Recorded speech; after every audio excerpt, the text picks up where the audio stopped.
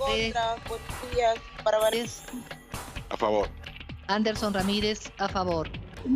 Revilla Villanueva, En contra.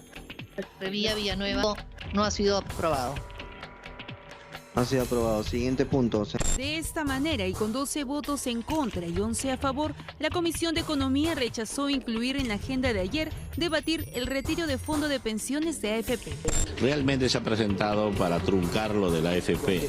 Por un voto no se ha debatido el tema porque ahora se hubiera aprobado lo de las 4 OITs. Para el congresista José Luna, quienes han votado en contra, solo truncan y alargan el retiro de fondos. Precisar que los congresistas de Fuerza Popular, Alianza para el Progreso, Avanza País y Renovación Popular votaron en contra. En tanto, el parlamentario Carlos Anderson mostró su malestar. Yo voté a favor, los que han decidido, los que han votado en contra, no es que ni siquiera se discuta, que no se discuta, que sigamos con la agenda tal y como está. Así como el Congreso en macro y esta comisión en micro también sencillamente ignora lo que realmente le interesa a la ciudadanía. Este viernes 15 termina la legislatura y con este rechazo quedaría postergado hasta marzo del 2024 el debate del retiro, salvo que se amplíe la legislatura o se convoque a una sesión extraordinaria. Congresista Revilla. Tras finalizar la sesión, el presidente de la comisión, César Revilla, abandonó el Congreso por la puerta trasera para así huir de las preguntas de la prensa. Bueno, ¿cómo haríamos entonces? Porque se ha postergado este retiro, sin embargo, porque mucha gente lo requiere, pero hay otros también que están indicando no es tan buena idea sacarlo. Vamos a ver unas claquetas importantísimas, información de primera mano que tenemos y luego una entrevista muy interesante con Rosana Galecio, también especialista en estos temas. Y vamos aquí a la video wall, por favor. Porque, a ver, sobre datos, ya cifras, solo el 15% del total de familias que realizaron por lo menos un retiro de fondos de las AFP entre el 2020 y el 2021 pertenece al 40% más pobre de la población, según cifras del INEI. Y el 45% de los casos en ahorros retirados fueron efectuados por afiliados que no registraban la pérdida de un empleo, o sea, no lo requerían, no era de carácter urgente, y por el contrario venían aportando de forma regular. Datos de la Superintendencia de Banca y Seguros SBS, no sé si tenemos una biowall más, ahí está. Casi 2.3 millones de afiliados retiraron la totalidad de su AFP entre el 2020 y 2021, o sea, ya no hay nada ahí, ya no hay fondos, la retiraron.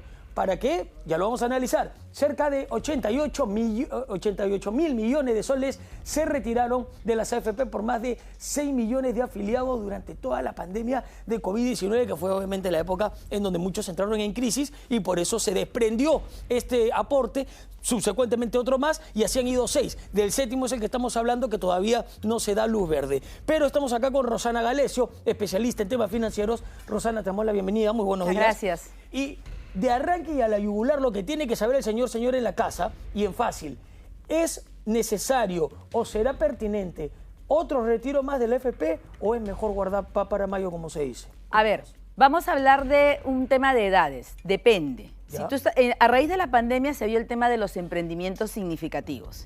Entonces, ahí hubo oportunidades de hacer retiros. Entre el 2020 y 2021 fueron los retiros más significativos.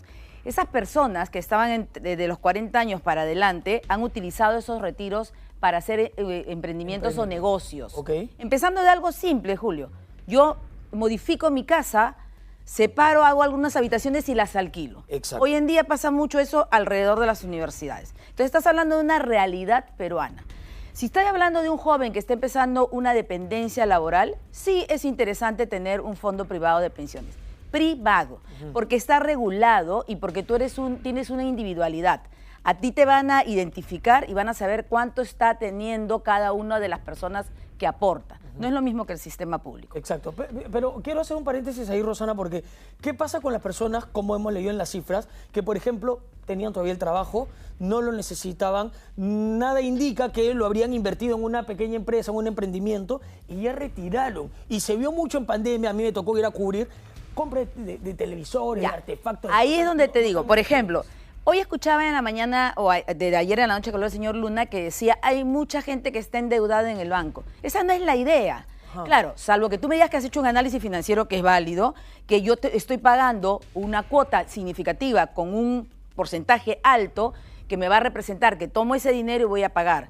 Pero si yo estoy haciendo una oportunidad de retiro en diciembre, cuando somos exagerados con el consumismo, no es el mejor momento.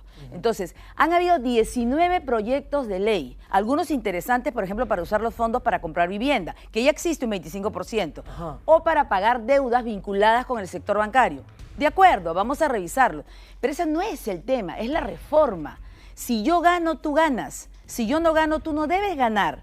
Ese es el tema. Porque también escucho a las personas de la superintendencia que tienen razón. Los sistemas privados de pensiones son sólidos financieramente, pero ellos están cobrando cuando yo no estoy ganando. Y eso es lo que se tiene que trabajar en una reforma, porque esto es privado, esto no es público, esto no entra al Estado directamente. Hay un dato, y para el señora que nos está viendo en la casa, Rosana ha hecho un análisis exhaustivo financiero, y yo te quiero preguntar, Rosana, en esta época de Navidad, diciembre, que tú lo tocabas, la gente se pone un poquito, no se exalta por las compras, o viene también un poco, tengo la cena navideña, el año nuevo, el regalo para el hijo, para el sobrino, todo el mundo. ¿Qué tú recomiendas desde la perspectiva financiera? ¿Qué es lo mejor en diciembre con el tema de la AFP y ese monto, que no es poco, ¿no? Compra con lo que tengas en el efectivo, porque si yo voy a usar una tarjeta de crédito para comprar en partes una cena navideña, en partes los regalos, me estoy comprometiendo a una deuda que es consumo. Y el consumo en este momento, lo dijo el señor Luna, está bastante alto en su morosidad. ¿Qué estás diciendo? Saco plata de lo que de cierta manera me garantiza mi futuro para tapar un hueco de inmediatez que yo no he debido endeudarme. En este momento, en la situación que vive el Perú, necesitamos ser muy conservadores y muy austeros porque no estamos en la mejor situación económica. El tema de recesión. Exactamente. ¿No? Pero sí, y yo voy a seguir defendiendo, emprendedor, defiende emprendedor, cómprale a emprendedores y compra con lo que tienes, con lo que es tu ingreso. ¿Cuánto es tu ingreso? ¿Por qué es ilógico que le den un crédito a una persona que tiene un sueldo de 1.500 soles para comprar un celular de 4.000 soles? Exacto, es un despropósito. Es un despropósito. Rosana, simplemente para redondearle la entrevista, se libera eventualmente un séptimo retiro. ¿Qué es lo más prudente? ¿Lo sacamos? ¿Lo guardamos? Dependiendo la edad, ¿cómo sería la situación? En este momento se está hablando de un retiro que se habló de 4 UITs, que eran promedio 19.000 y algo, a 2 UITs. Entonces, lo que yo recomendaría es, si tú tienes una deuda o una inversión interesante en este momento, o una deuda que te ahogan los intereses, quizás sería interesante. Ahora estamos hablando que el viernes cierra el Congreso y no van a tomar esto hasta marzo. Exacto. Y ahí viene un mes más para hacer el reglamento y el procedimiento. O sea, estaríamos hablando de abril y mayo. Por lo menos. Otro momento crucial, el tema de los colegios. Entonces, si tú tienes algo que no te deja subsistir en tu canasta básica familiar, utilízalo. Pero si tú todavía tienes una continuidad, porque además los dependientes laborales somos cada vez menos. Entonces, si tú tienes una continuidad laboral y un crecimiento, no lo utilices, déjalo, porque sí, de alguna forma ellos están invirtiendo y esa inversión te garantiza de cierta forma un futuro, ¿no? Exactamente. Muchísimas gracias. Gracias, Rosana.